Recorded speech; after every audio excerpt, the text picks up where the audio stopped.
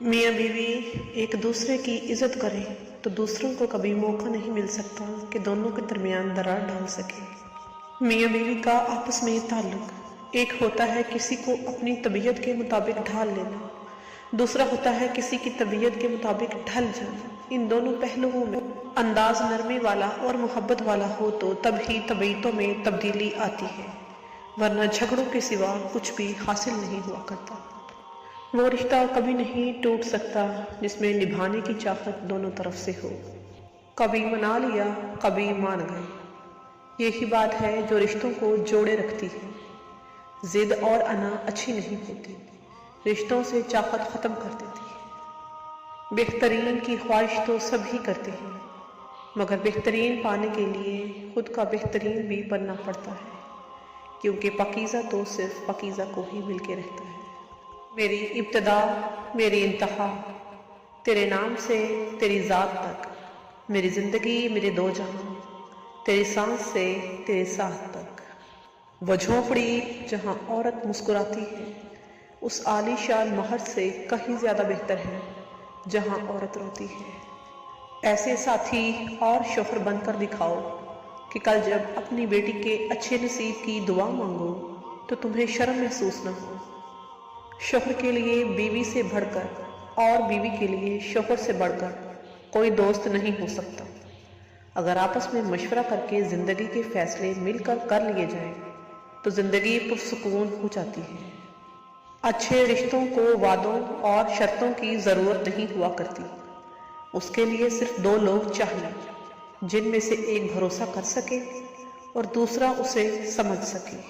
बीवी कैसी भी हो, ठोकर हो या बदतमीज, उसने तुम्हारे लिए अपनी माँ को छोड़ा, अपने बाप को छोड़ा, सारे कुंबे को छोड़ा। अब उसकी नज़र सिर्फ तुम्हारे ही ऊपर है। जो कुछ है उसके लिए एक शौहर का दम है। बस इंसानियत की बात तो यही है कि ऐसे वफादार को किसी किस्म की तकलीफ न दो। बेटियां तब बड़ी नहीं हुआ करती जब वो ससुराल चली जाए, बल्कि तब बड़ी हो जाया करती हैं जब वो अपनी माँ से छोटे छोटे दुख और बाबा से छोटी छोटी ज़रूरत का इजहार करना बंद कर देती हैं, जिनसे इनको तकलीफ पहुँचे।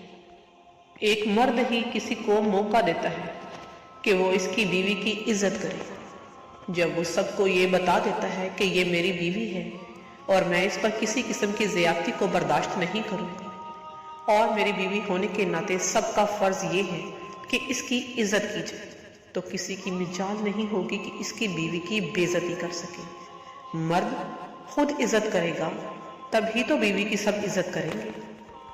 औरत चाहे कितनी ही बहादुर हो, कितना भी जब्त करना जानती हो, मगर वो एक निगाह ऐसी जरूर चाहती है जो देखते ही जान ले कि आंखें थकन से लाल हुई हैं या जब्त से।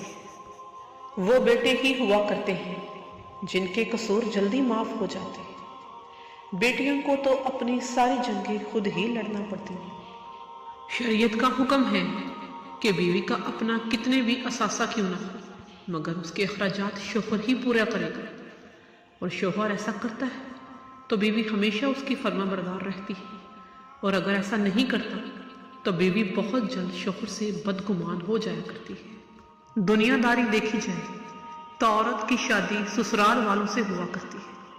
शरीयत देखी जाए तो औरत पर सबसे ज्यादा हक उसके शौहर का होता है, मगर आजकल औरत को शौहर से ज्यादा ससुराल वालों को खुश रखना पड़ता है। बीवी पर खर्च करना नबी अकरम सल्लल्लाहु अलैहि वसल्लम का इरशाद पाक है, एक दिनार वो है जो तुमने अल्लाह की राह में खर्च किया, एक दिनार वो है जिसके जरिए तुमने कोई गुलाम आजाद किया, एक दिनार वो है जो तुमने किसी मस्कीन को सदका के तौर पर दे दिया, और एक दिनार वो है जो तुमने अपनी बीवी पर खर्च किया। इनमें से सबसे ज्यादा सवाब इस दिनार पर मिलेगा जो तुमने अपनी बीवी पर खर्च किया। मियाँ बीवी गाड़ी के दो पहिए हैं। शौहर के पहिए का नाम प्यार है और बीवी का अतात। शौहर प्यार ना करे या बीवी अतात ना करे, दोनों सूरतों में गाड़ी रुक जाती है। बेटियों को हमेशा सिखाया जाता है, सियानी बनो, तुम्हें दूसरे घर जाना है। काश कोई बेटों को भी ये कह दे, सियाने बन जाओ, कोई तुम्हारे लिए घर छोड़ कर आएगी। अपनी बीवी से बुग़्ज़ ना रखे। रसूल पाक सल्लल्लाहु अलैहि वसल्लम ने इरशाद फरमाया, मोमिन मर्द की ये शान नहीं कि अपनी मोमिना बीवी से बुग़्ज़ रखे। अगर इसकी एक आदत इसे नापसंद होगी तो दूसरी पसंदीदा भी होगी। नबी पाक सल्लल्लाहु अलैहि वसल्लम ने इस हदीस शरीफ में हुस्न माशरत का एक मुख्तसर असूल बता दिया कि एक इंसान में अगर कोई बुरी आदत है तो उसमें कुछ खूबियाँ भी हुआ करती हैं।